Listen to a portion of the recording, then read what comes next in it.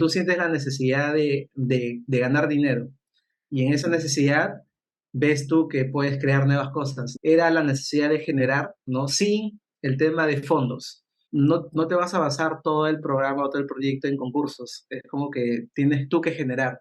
Yo no era una persona muy comunicativa. Yo en una temporada en la universidad y en colegio tenía problemas para hablar porque era como que tartamudo y no podía hablar, ¿no? Pero cuando ya nació el proyecto era que, o sea, tenía que hablar. O sea, no había alguien que hable por mí. Cuando ya nos invitaban a una conferencia o a hacer una charla, era como que tienes que ir, Brian. Entonces, cuando íbamos a Huaycán, me acuerdo, y ya dimos los primeros talleres, era un fracaso. O sea, yo llegaba con el pie en alto y decir, mira, conoce la bacteria tal, y a la semana siguiente, cuando preguntábamos qué habían aprendido, lo habían olvidado. Entonces era como que no hay nada de impacto ahí. Creo que lo más complicado es que no puedas, o sea, que no pierdas el interés que tiene el niño por aprender. ¿Qué quieren aprender, no? Entonces, englobar un poquito el interés de todos, ¿no? Y en cada proceso y el interés de cada uno se va desarrollando.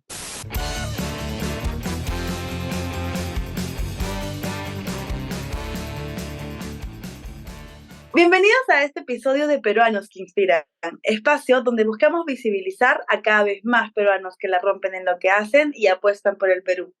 El día de hoy tengo el placer de presentarles a un gran divulgador científico. Él es fundador y director de MIPS. Busca descentralizar e impulsar una educación científica de calidad para niños y niñas. Es microbiólogo y parasitólogo de profesión por la Universidad Nacional Mayor de San Marcos y docente de educación superior. Con ustedes, el gran Brian Misari. ¡Uh! Hola, ¿qué tal? Gracias por tremenda presentación. Gracias a ti por el tiempo, por estar aquí. Y bueno, yo acabo de comentar algunos títulos, ¿no? Y siempre me gusta como que el entrevistado también se presente un poco fuera de todas estas etiquetas, quién es y que se da a conocer aquí con la audiencia. Ya, bueno, bueno, primero gracias ya bien por la invitación y por el tiempo también, porque hemos estado en varias coordinaciones para que se pueda pactar el día. Creo que sería una persona muy como que ya curiosa, ¿no? Que le gusta un poco indagar, y el que le gusta también compartir lo que viene aprendiendo un poco para que más personas de repente puedan contagiarse algo de lo que haya podido aprender. Creo eso. Buenísimo. ¿Y sabes qué me parece bien interesante? Y también por lo cual me pareció súper chévere poder llamarte para la entrevista es la peculiaridad de lo que has estudiado, porque no es que puedas encontrar muy fácil, ay, sí, a un microbiólogo o un parasitólogo, no es que abunden como administradores como yo en este caso. Entonces, ¿de dónde nace o sea, ese gusto, digamos, por la ciencia y el querer estudiar eso que es súper, es una carrera bastante rara en el Perú? Claro, sí, yo tampoco sabía que había una carrera llamada microbiología, lo descubrí recién en la academia.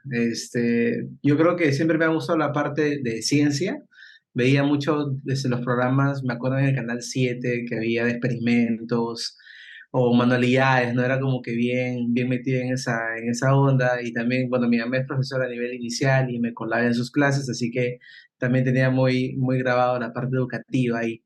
Pero ya en la academia, porque primero yo quería estudiar medicina, pero pues se postulé y no ingresé. Y luego en la academia te hacen un test vocacional, ¿no? Y decía así, de que puedes ir para la parte ya de ciencias. Y como yo sí o sí quería estudiar en San Marcos, había tres opciones, que era genética, biología pura y microbiología. Pero microbiología era como que el balance, porque biología era muy de campo, genética era muy de laboratorio y supuestamente microbiología era el balance, ¿no? Y por eso opté por estudiar microbiología. ¿Y cómo así el lograr como esto al emprendimiento que ya es más de divulgación científica? Porque claro, si tú me dices, o sea, yo en mi ignorancia, no sé si los demás que nos escuchan de repente igual, pero si tú me dices, alguien que estudia microbiología, parasitólogo, algo así, me lo imagino en laboratorios como muy así ahí, ¿no? No tanto con esa vocación de repente de querer transmitir esto a más personas. Y no me refiero porque no tengan actitud de servicio, sino porque creo que son cosas distintas. Mm. Sí, o sea, y tienes mucha razón. Yo también cuando entré a este mundo de la ciencia, bueno, cuando entré nomás, yo no sabía lo que era emprendimiento. yo no sabía que era un emprendedor ni nada por el estilo, o sea, era mi carrera nomás. Y también, como tú dices, cuando entré a la universidad, todo era encajado, la parte científica, la investigación, ¿no? Era como que haz un paper, investiga, trabaja en laboratorio, ¿no? Para que publiques y eso te dé como que más puntaje y tengas como que más grado de repente o más reputación. Pero pues, justamente como te comentaba en la academia, yo leí el prospecto y decía que microbiología era una carrera científica, que ibas a aportar a la comunidad, que ibas a ayudar, ¿no? Entonces, como que siempre tenía esa frase grabada, dije, ya a mitad de carrera dije, ¿en qué momento voy a compartir con la comunidad? Porque ya vengo estudiando, pero no veo nada de ese lado social. Pero por otro lado, también, como tú mencionas, creo que es muy importante el tema de la cultura, ¿no? No creo que de repente los científicos no es que no quieran compartir, sino que no se ha promovido mucho ese campo. Entonces, yo también cuando estaba en la universidad y yo empecé a googlear porque quería hacer voluntariado y todos los voluntariados eran encajados en la parte psicológica, no había un voluntariado para ciencias. Entonces, cuando mencionaba a mis profesores, ¿por qué no vamos a una comunidad o algo? Era como que no son cosas muy opuestas, no hay un nexo ahí. Y solo una amiga que me siguió el paso en la universidad y empezamos a dar talleres y a nacer todo este mundo de lo que es MIPS y el proyecto, ¿no? Pero creo que eh, sí, o sea, hace años que te hablo, eso en el 2013, no había mucho el tema de emprendimiento, yo no sabía cómo se gestionaba una organización ni nada por el estilo. Y creo que eso es un poco. Y sabes, hay algo que me parece bien importante, es que, claro, mezclaste esto que ya te generaba bastante curiosidad, que era la parte de las ciencias, con el querer divulgarlo y tener ese sentido de estoy como haciendo algo también con las comunidades, porque claro, lo que decías es de que te gusta esa parte, entonces que pudiste encontrar ese mix. Usualmente la gente creo que más tarde que temprano se da cuenta de lo que es el propósito, o sea, ese motor por el cual uno se rige, ¿no? Que es esto que mezcla entre lo que eres bueno, con lo que la sociedad necesita, con lo que te puede generar algo de ingresos o sostenibilidad. Entonces, tú ya ibas como de, ya, yo quiero buscar esto, o se dio de manera orgánica. ¿Cómo fue la historia por ahí? No, pues, para nada, o sea, se dio muy espontáneo. O sea, yo cuando terminé de acabar la universidad, en mi mente estaba que tenía que trabajar en una empresa, ¿no? Hacer como que carrera ahí, de repente ir fuera a estudiar, que era lo que todos hacían. O sea, la mayoría de mis mejores amigos también de la universidad están fuera haciendo maestrías y me alegra como que muchísimo y es súper chévere. Pero no, o sea, fue como que muy espontáneo. Y yo también a veces cuando me preguntan, ¿cómo estructuraste el proyecto? O sea, yo te digo, en ese momento yo no sabía nada, simplemente desaparecía algo y me iba, o aprendí algo y era como un caminito, ¿no? Ya cuando acabé la universidad, lo que sí me ayudó a mí bastante era como que aprender. Hice un voluntariado en Robasunchis con Juan Diego, estuve casi... ¡Uy, sí!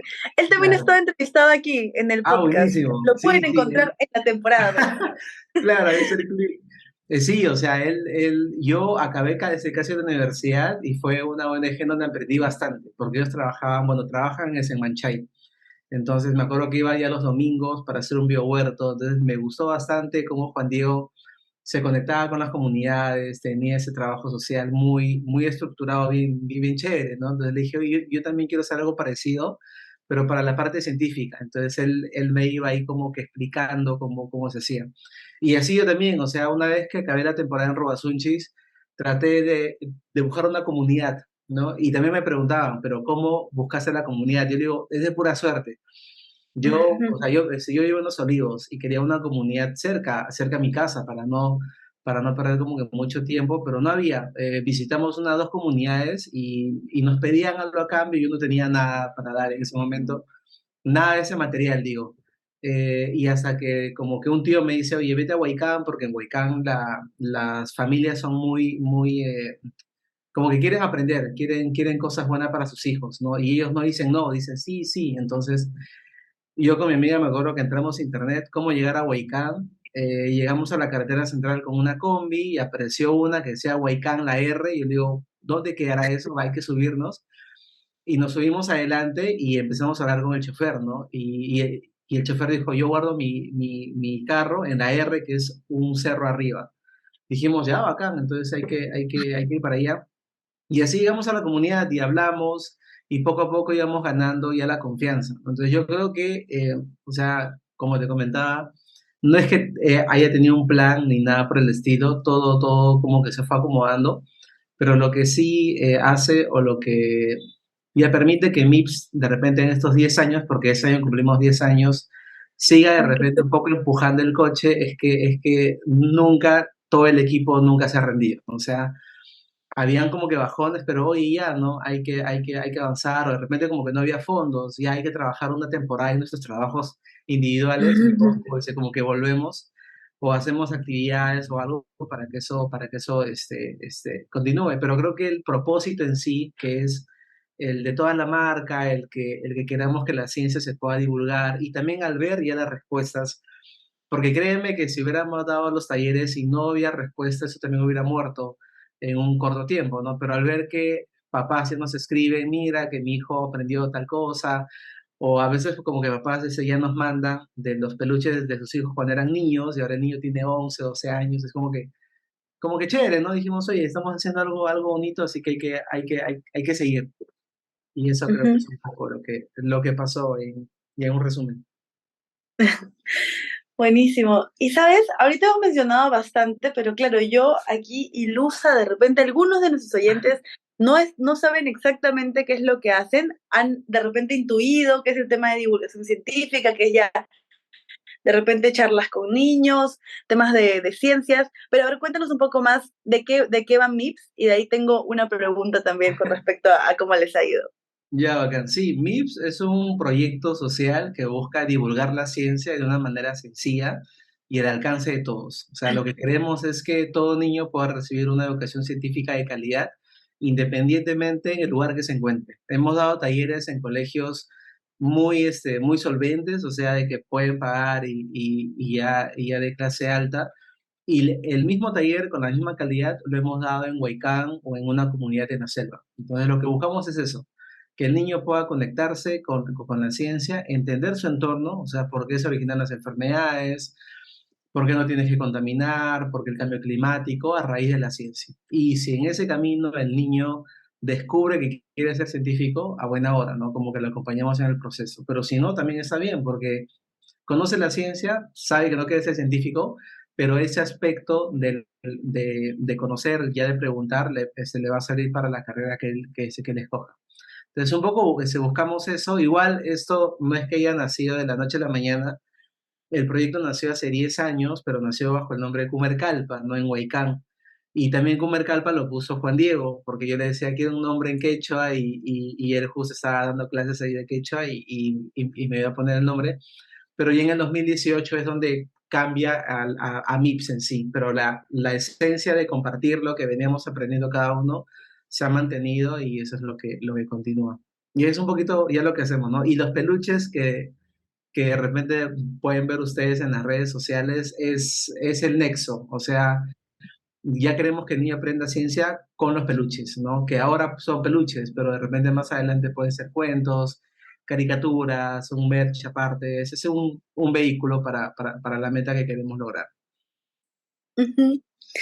Y dijiste algo súper chévere que no quiero que se pierda, que es, claro, esto es súper importante tanto para los niños que quieren estudiar ciencia como para los que no, porque hay este sesgo, creo yo, de ya, o sea, sí, todos vamos más o menos apuntando para una cosa, ¿no? De repente hay niños que les gusta más la ciencia, niños que les gusta más las artes, que les gusta más la parte lengua, literatura, pero cada una de estas partes, cada una tiene algo súper rico que ofrecer, ¿no? La parte de las artes, la sensibilidad, la parte de las lenguas, de la comunicación, y la ciencia mucho el análisis crítico, que siento que es algo que falta bastante, este tema de poder agarrar criterio, de poder analizar y cuestionarse muchas cosas, ¿no? Claro, o sea, y ya también lo que dices tiene razón, porque yo, si bien es cierto, comunicamos ciencia, pero no es que hacemos todo ciencia, sino nos damos apoyo y damos soporte en el juego, en las manualidades, que son de repente áreas que al niño le interesa mucho. O sea, y eso también ya lo fuimos aprendiendo en el camino, ¿no? Cuando íbamos a Huaycán, me acuerdo, y ya dimos los primeros talleres, era un fracaso. O sea, yo llegaba con el pie en alto y decir, mira, conoce la bacteria tal, y a la semana siguiente, cuando preguntábamos qué habían aprendido, lo habían olvidado. Entonces era como que no hay nada de impacto ahí. Entonces dijimos, ¿por qué no creamos, o sea, no adoptamos metodologías, sino hay que crear una, pero tomando en cuenta al niño, que es el que va a aprender? Entonces nos metimos un poco a su mundo, ¿no? ¿Qué te gusta jugar ya? ¿Qué juegos? Empezamos a hacer un mapa de juegos y cada juego lo íbamos adaptando al conocimiento que iba a compartir. Ah, ¿te gusta la manualidad? Ah, ¿te gusta crear? Ya, entonces hay que y acoplar ese lado artístico a que la ciencia se pueda comunicar. Y es así que hemos creado una metodología en donde en cada taller el niño juega, hace una manualidad y experimentos. Entonces, para que entienda un poco la problemática que pasa en su comunidad o en salud pública y también para que tenga ese bichito de preguntar y ese pensamiento crítico que mencionas, que es importante para toda área, ¿no? O sea, y también nos hemos dado cuenta que es importante que duden, que no crean de repente la primera versión de algo, sino duden, pregunten y entre las respuestas van a encontrar ahí un camino en el que se inclinen ellos. Totalmente, y esa es una habilidad o habilidad blanda, como le dicen, que creo que es súper importante para las infancias. Y me Sí. parece, y me parece bien chévere el público que han elegido. O sea, había un razonamiento detrás, o de repente ustedes, no sé, estaban más afines a compartirlo con niños. ¿Por qué no con adolescentes y jóvenes o de repente universitarios? No sé. Sí, también fue ese curioso, o sea, como te digo, todo el camino que hemos recorrido y lo que tenemos ahorita actual es de navegar, de preguntar y de un ping-pong, ¿no? Cuando llegamos a Huaycán, yo sí optaba por trabajar con chicos de 10, 11, 12 años, que dije de repente son los más grandecitos y que me van a poder entender. Pero cuando llegaba simplemente no tenía una recepción con ellos, o sea, no les gustaba mucho lo que iba a compartir. Pero ellos traían a sus hermanos pequeñitos, que eran niños de 5, 6, 7 años, y veíamos que ellos sí eran más metidos, entonces, y los más pequeños eran los que te decían cómo se sentían, no si estaban aburridos, te decían, oye, estoy aburrido. Entonces era como que muy chévere sentir ese feedback en el momento y aprovechar. Entonces, luego dimos talleres para los más pequeños, para 7, 8, 9 años, y vimos que justamente en esa edad son los que tienen mayor capacidad para preguntar y para ser honestos sin el filtro de qué dirán de mí. Entonces, y eso nos ayudaba a que la metodología que teníamos en el momento se pueda adaptar, ¿no? Entonces, me acuerdo es inclusive que con los voluntarios en esa temporada yo les dije, todos van a ver los programas que los niños ven. Y nos pasamos una semana viendo programas a nivel nacional, desde combate, me acuerdo, es guerra, hasta dibujitos, para un poco entender por qué les gustaba eso, ¿no? Y luego de ver una semana, porque también era la parte ya de comunicación, o sea, yo notaba que cuando iba con los voluntarios, los niños o sea, no se sueltan, se sentían un poco cohibidos porque pensaban que no, él viene desde Lima de repente, tiene, no sé, algo diferente, entonces no había un nexo. Y cuando los mandé para que vean sus programas por una semana, llegó el fin de semana y le dije a los chicos, hablen de lo que vieron en los programas. Y comentaron sobre sus programas de guía de competencia y los niños se sintieron por ese lado identificados y se soltaban. Decían, yo también veo eso, ¿no? Y yo les decía, ya, ahora usa ese nexo que tienes para preguntarle por qué le gusta y hay otros programas más chéveres que realmente le puede interesar. Y así la comunicación fluía y eso nos ayudaba a que lo que quería compartir se amolde y realmente comparta algo que al niño le interese, ¿no? Entonces, ahora que vamos a los talleres ya sabemos qué pregunta empezar, qué juego hacer, qué experimento tomar, ¿no? ¿Qué le gusta más, qué le gusta menos, para que la sesión se pueda influir? Pero eso fue un poquito todo el aprendizaje que hemos tenido. Claro, y lo que mencionas es de que han ido construyendo, ¿no? O sea, iban con una idea, iban construyendo en base a mejoras y cosas que ustedes iban adaptando. Y ahí algo que naturalmente me surge preguntar es, ¿cuáles crees que han sido los retos o un reto así identificado que haya sido como muy duro de pasar o que haya sido bien complicado? No sé si la pandemia o de repente otra cosa les afectó bastante a ustedes. ¿Les está gustando el episodio? Recuerda que este proyecto no es nada sin tu apoyo. Por eso no te olvides de suscribirte a nuestro canal de YouTube, dejar tu comentario, dejar tu like y seguirnos en tu plataforma de podcast favorito. Y también en Instagram, ahí voy publicando historias. Sí, o sea, de la pandemia sí fue un bajón de repente alto, pero ya era un bajón cuando ya teníamos algo, ¿no? O sea, Claro. ya me acuerdo en la pandemia, habíamos alquilado un local para hacer una escuela de ciencia y tecnología aquí en Lima Norte, ¿no? Y que sea un centro para que ya no ir a Huaycán, sino que los de Huaycán vengan acá. Y funcionó un mes, porque llegó marzo y llegó pandemia y tuvimos que cerrar, ¿no? Creo que eso sí, pero creo que el otro lado que sí fue un reto y que hasta ahora de repente ya nos mantiene como que chambeando ahí es el tema de la sostenibilidad. O sea, si yo quiero que esto siga, ¿no? Yo tengo que tener para pagar a la gente, para que más personas se puedan meter y pagarle. Entonces, eso siempre ha sido un reto, ¿no?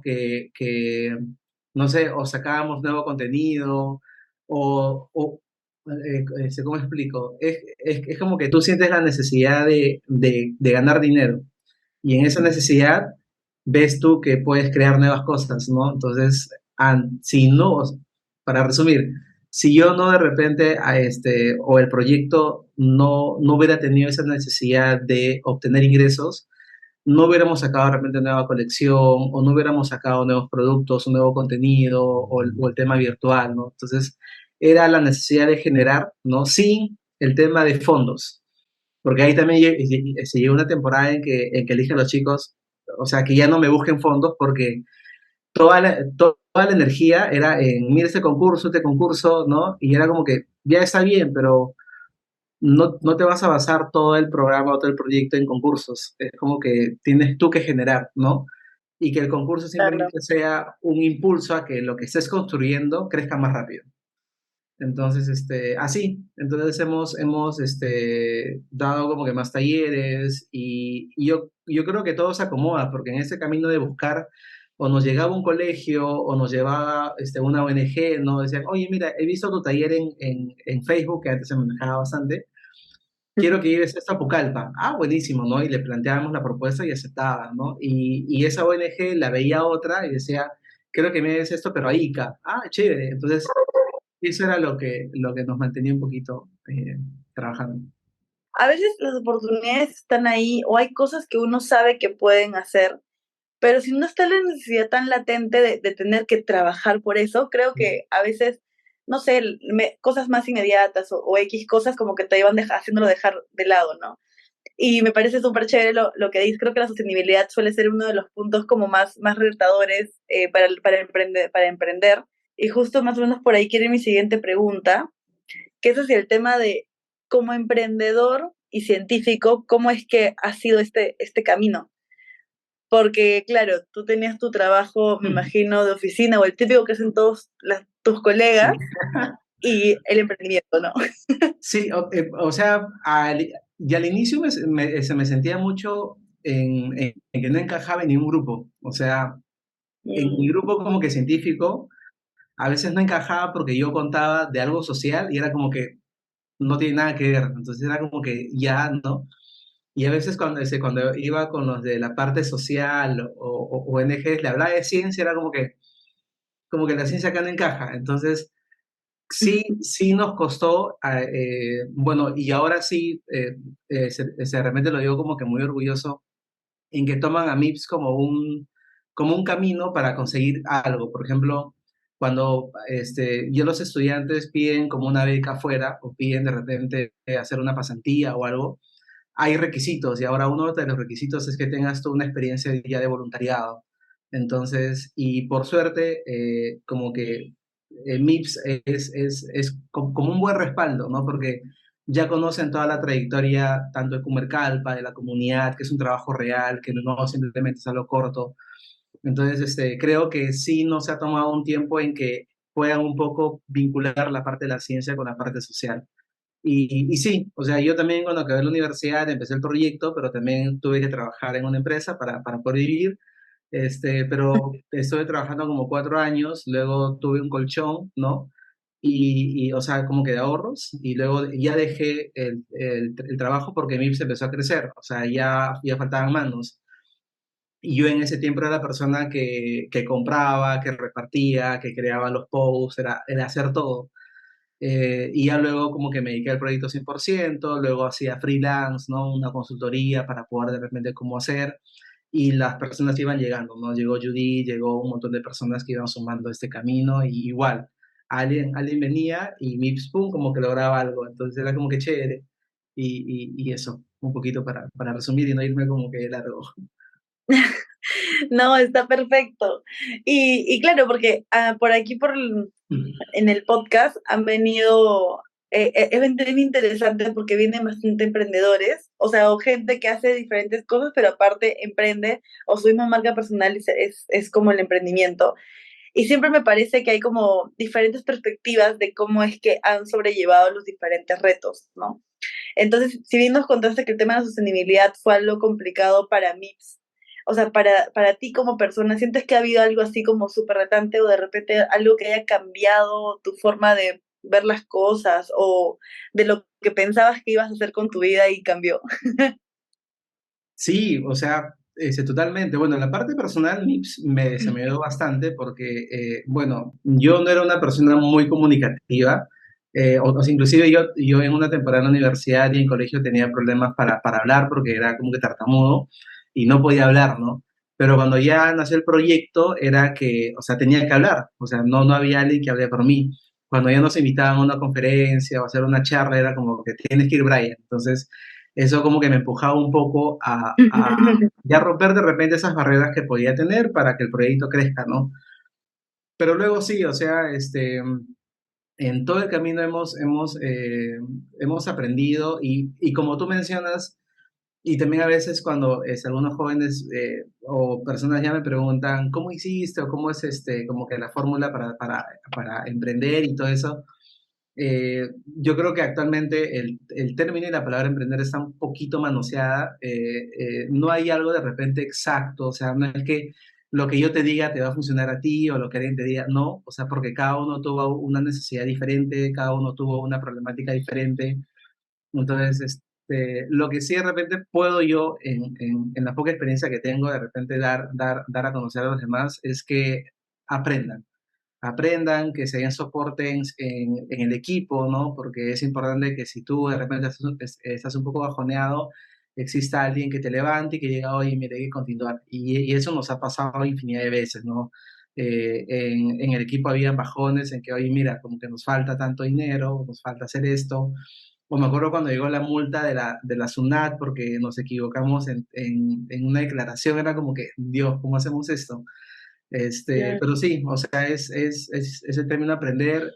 Si quieres tú de repente generar algo, yo les diría que primero hagan un voluntariado en las organizaciones que ya están trabajando en eso, ¿no? Si quieres, no sé, hacer un proyecto contra la violencia a la mujer, hay ahorita organizaciones que están ahorita haciendo buenos trabajos. Entonces puedes meterte ahí, estudiar, como que mapear, aprender, y si luego de esa experiencia tú realmente quieres hacer algo propio, a buena hora, porque tampoco sería bueno que tú inicies proyectos y los vas dejando, porque lamentablemente en este mundo de proyectos sociales no solo eres tú, sino estás trabajando con comunidades, y dar de repente una esperanza o dar de repente algo a unas personas es como que no es justo para ellos tampoco. Creo que es un poquito eso para englobar. Creo que esto nunca lo he preguntado, pero no sé, me nació preguntarlo. ¿Tienes referentes de emprendedores sociales aquí en el Perú o de repente fuera que te hayan inspirado también a este camino? Porque hablabas bastante de organizaciones y eso. Y sí, yo Sí, también me parece que ese es el camino, ¿no? Si tú tienes una idea, no es inventar la rueda, porque la rueda ya se creó o en parte se creó, más bien intenta claro. ver y luego creas algo nuevo, ¿no? Pero a lo de los referentes, me parece interesante consultarte eso. Sí, sí, pues, como te comentaba, es uno es ese Juan Diego, ya Robasunchis, se me acuerdo cuando estaba en la universidad, dije, quiero hacer voluntariado, ¿no? O quiero hacer una ONG, decía. Entonces empezaba como que a googlear ONGs de ciencias. No, eso no había. estaba buscando una organización para poder ahí asistir, no encontraba, hasta que de casualidad encontré ese Rubasunchis que estaba haciendo una convocatoria para un biohuerto. Entonces dije, tiene que ver algo con la parte ambiental, un biohuerto, algo de ciencias, entonces como que postulé, ¿no? Pasé filtros, me acuerdo que en esa temporada y entré, entonces ahí conocí a todo el equipo, me gustaba bastante cómo era la comunicación entre ellos, o sea, me acuerdo cuando Juan Diego llegaba a Manchay, todo el mundo ya se emocionaba, lo reconocía, entonces era como que su trabajo hablaba por él, ¿no? Y luego ya ganamos un premio, el primer premio que es el de protagonistas, y uno de los jurados era Joaquín de ANIA, entonces, y él como que nos contactó, nos dijo, oye, vengo a mi oficina y hablamos y me gustó bastante también como que la misión y la mirada que él tenía, ¿no? Entonces ya cualquier cosa ahí decía, ese Joaquín, ¿puedo hacer, o qué te parece esto, no? Y le mandaba un WhatsApp y le mandaba un audio, sí, que está bien, entonces ya seguía ahí el camino. Entonces son las dos personas en el mundo, de repente, de emprendimiento social, a las que siempre tengo ahí, como que mirando y con aprecio y con mucho respeto, pero luego también conocía más a Matías, al de Alto Perú, a Mm. Boris, al de Residar, ¿no? Que ya Ay, sí, Boris claro, Gamarra. claro, También he con las estado entrevistando. conexiones, claro, con las conexiones ahí también, ya los conoces y ya te das cuenta de que su trabajo sigue, ¿no? O sea, eso también es un aspecto de lo que admiro. O sea, que son personas que han iniciado algo, pero están perennes, no han dejado, ¿no? Y eso es lo que me lleva un poco a admirarlos. Buenísimo, muchas gracias. Y bueno, yo quiero pasar ahorita a una de las preguntas que usualmente hago una Mm. pregunta que es la que le hago a todos los entrevistados de cada temporada. Y en esta tercera temporada, la pregunta más es como más hacia el pasado. He hecho del presente, del futuro y ahora un poco del pasado. Entonces, ¿qué le dirías tú, Brian, a tu yo de 10 años? O sea, a tu yo de cuando estabas debe ser quinto, sexto de primaria, más o menos. Cuarto, quinto de primaria. Que de repente no es bueno ser tan tímido, ¿no? Bueno, en esa temporada era muy tímido yo, no me soltaba bastante. Pero sí, yo creo que diría que rompa esa timidez de ese momento y que disfrute, ¿no? De que no le importe mucho lo que diga el resto, o lo que puedan opinar o decir. Yo creo que es eso. Que fueron barreras que en su momento sí me han bloqueado un tiempo, ¿no? Pero ya, creo eso. Y me da la curiosidad de preguntarte, ahora que o sea, has trabajado bastante con niños, ¿has encontrado de repente niños que han tenido esta barrera y has tenido las herramientas de repente en su momento para poder ayudarlos? ¿O cómo tú mismo te ayudaste en su momento para poder enfrentar los demás retos que vinieron después? Sí, totalmente. O sea, un niño es un mundo totalmente diferente, ¿no? Y más creo que cuando, bueno, en este caso, Secumercal, para mí, sí, mi persona ha tenido, por ejemplo, en Huaycán, contacto con niños por 8 años de manera seguida. O sea, y yo he conocido a madres que estaban embarazadas y ahora ya sus hijos tienen 5 años. O sea, es como que chévere ver todo el proceso. Y sí, o sea, no sé si era experiencia, pero cuando ya entras o no, ya en mi caso entro a un taller y ya puedo ver, o sea, puedo ver qué niño es el más introvertido o el que de repente necesita apoyo, no en darle todo, sino en acompañarlo un poco en el proceso, qué niño es el más pilas, el que hay que darle como que más energía para que pueda como que llevar el taller. Y sí, o sea, creo que hay, en todos estos años como que puedes ver tú más o menos qué niño necesita mayor soporte, y también el tema de límites, ¿no? No es bueno de repente abarcar tanto por querer ayudar. O sea, no es que tú vas a llegar y le vas a salvar ese la vida a la persona, sino, o al niño en este caso, ¿no? Porque viene con un montón de problemas, pero ya te das cuenta en qué momento de repente preguntar algo, en qué momento simplemente escuchar, o en qué momento decirle, oye, tu trabajo está bien hecho, o me gusta como que lo que haces, ¿no? Y ya, entonces creo que eso un poquito he podido aprender en este tiempo. ¿Cuáles sientes que también han sido otras partes complejas de trabajar con infancias, de trabajar con niños? A mí me parece que o sea, es complicado porque no son solamente los niños, ¿no? Es como los padres y todo lo que involucra trabajar con niños. No es como una persona adulta que va y es ella, ¿no? Si conoces alguna marca que quiera aliarse con este proyecto, no dudes en escribirme. Y también, si quieres aportar yapeando, puedes hacerlo al 941-997-865. Creo que lo más complicado es que no puedas, o sea, que no pierdas el interés que tiene el niño por aprender. Porque a veces ya nos centramos en que yo llego y mira, yo quiero que aprendas lo que yo te voy a decir, ¿no? Y tú quieres que el niño se adapte a ti. Pero en este caso creo que eso como que no funciona. Entonces, cuando llegamos al taller, es como que, ¿qué quieren aprender, no? Entonces, englobar un poquito el interés de todos, ¿no? Y en cada proceso, ya el interés de cada uno se va desarrollando. O sea, hay experimentos en que de repente la mitad del salón les gustó a la mayoría. Hay experimentos que no les gusta, entonces es un poquito manejar qué cosa, ¿no? O si, como que nos ha pasado, ya en un taller hago es el experimento y veo que a la mayoría como que le gustó, entonces le digo, mira, hay que repetirlo, pero con tal variación, para que el interés permanezca, pero no se pierda porque va a ser lo mismo, sino que va a haber algo más. Entonces ahí también ya como que jugamos con eso.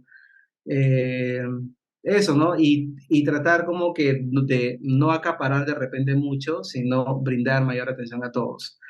No vale que tú tengas un taller con 20 niños y que tú no vas a poder con los 20. Entonces, es importante también aprender a reconocer cuál es ya tu límite y tu capacidad y con ello más o menos a cuántos niños poder como que trabajar.